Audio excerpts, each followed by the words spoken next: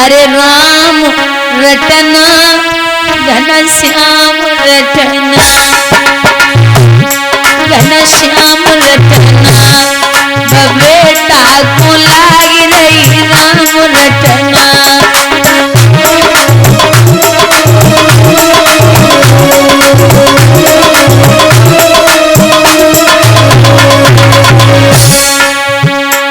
अरे जब बेटा को जहर पिलायो,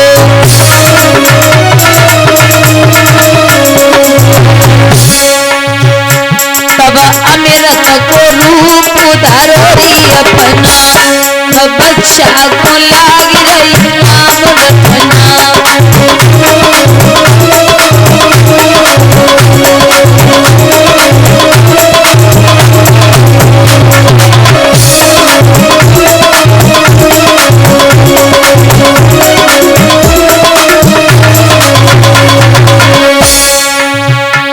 अरे जब बेटा को समुद्र में डालो,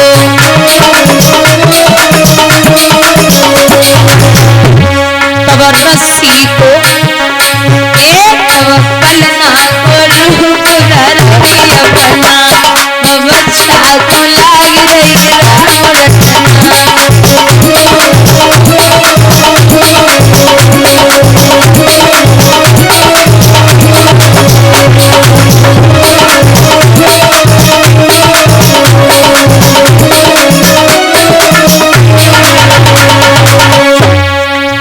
जब पहलाद कुआं में डालो,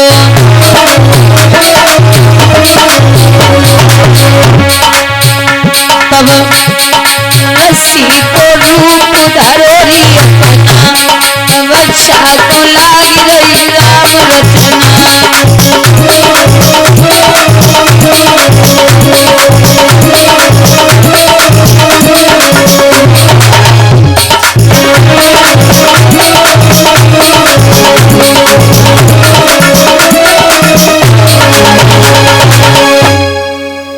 बंधुओं, प्रहलाद ने विचार किया वो तो परमात्मा मेरे साथ है और वो साथ नहीं छोड़ने वाला, क्योंकि भगवान कहते कि हमको भजे जो एक डग, बाको डग हम 60 और हमको हटे जो एक डग बाको लोहे की। विश्वरूप की साया ने निर्दोष सूरज के अंश नाप डाले, सूरज के अंश नाप डाले, तीन ही कदम की पृथ्वी में जगत तीनों लोक नाप डाले।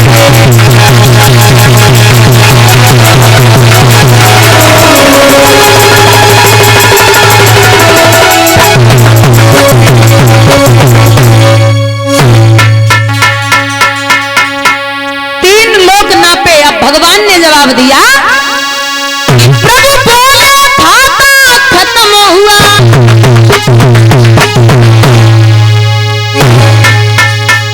अब थोड़ी शेष और ले ले, थोड़ी शेष और ले ले,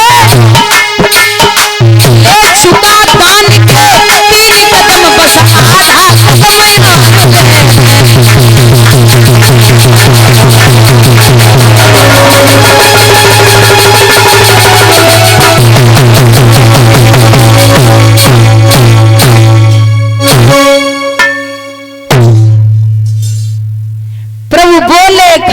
खत्म हुआ, अब थोड़ी शेष और दे दे, और ले चुका दान के 3 कदम बस आधा कदम और दे दे।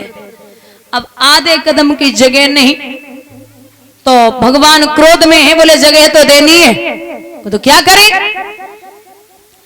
जवाब दिया, एक काम करो, विंध्यावती थी राजा बलि की पत्नी, वो बहुत चालाक थी, उसने इशारा दिया, प्रभु पहली तो बात ये है कि तुम जैसे आए थे ना बाबा नंगुल के वैसो रूप लेके आओ। ये बात नहीं हुई थी, तुमने 3.5 कदम पृथ्वी मांगी थी, अब ये पता थोड़ी था कि विराट रूप ले लोगे। विराट रूप में आपने 3 कदम में तीनों लोग नाप दिए, उस रूप में आइए और हमारे सवाल का जवाब दीजिए। बोले सवाल क्या है? सवाल ये है कि ये बताइए दान बड़ा होता है या दानी? जवाब दिया कि ये बताइए दान बड़ा होता है या दानी? तो भगवान मुस्कुराए के बोले देवी,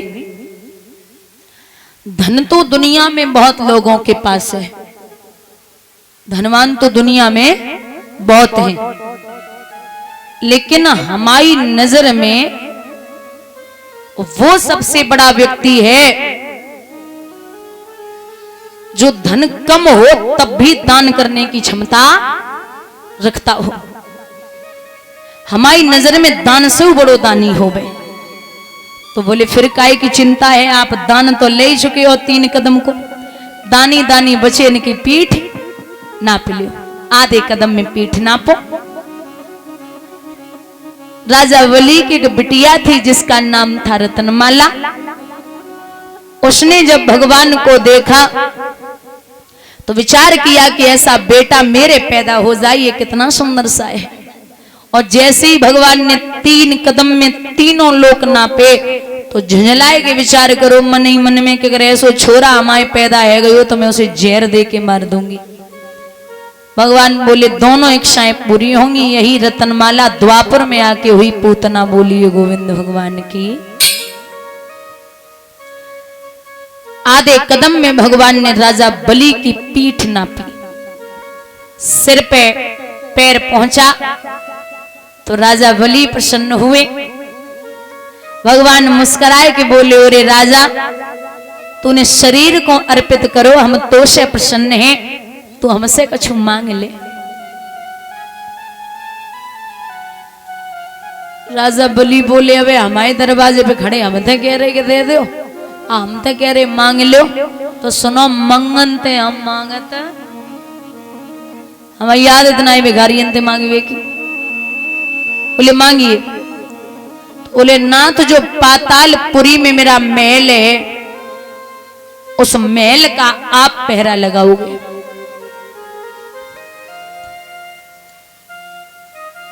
ठीक है। अब भगवान पातालपुरी में जिस गेट से राजा बलि होकर के निकलते उसी गेट पे परमात्मा खड़े मिलते। 1 महीना है गो, जब क्षीर सागर पे नाए पहुंचे तो लक्ष्मी मैया बड़ी परेशान विचार कर रही हैं कि भगवान अभी भी नहीं आए, क्या किया जाए। बाबा नारद घूमत घूमत पहुंच गए। अरे मैया लक्ष्मी बोली, भले आयो नारद, पता चलो कछु भगवान कहाँ हैं। बाबा नारद बोले, तुम्हें पता ही ना है कहाँ है। बोले कहाँ है? बोले अरे उनकी बहुत बढ़िया नौकरी लगी है, बहुत अच्छी ड्यूटी निभाए रे। वो तो नौकरी तनख्वाह कितनी है? बोले 1 54 ना है। वो तो महीना पे छुट्टी है, बोले 1 छुट्टी ना है। बोले तो रिटायर कब है? बोले कोई भरोसा ना है। बोले तो कुछ रिटायर होने के बाद फंड मिल सके तो मतलब पैसा तो मिलता ही है ना। तो बोले 1 54 की इच्छा मत करियो। बोले अब जब बताओ, जब नौकरी में कोई फायदा ना है तो नौकरी काय काम की है। नारद बाबा ने जवाब दो, देख ले जाए तुम्हारे पति घुटमन तक धूरी इकट्ठी कर रहे।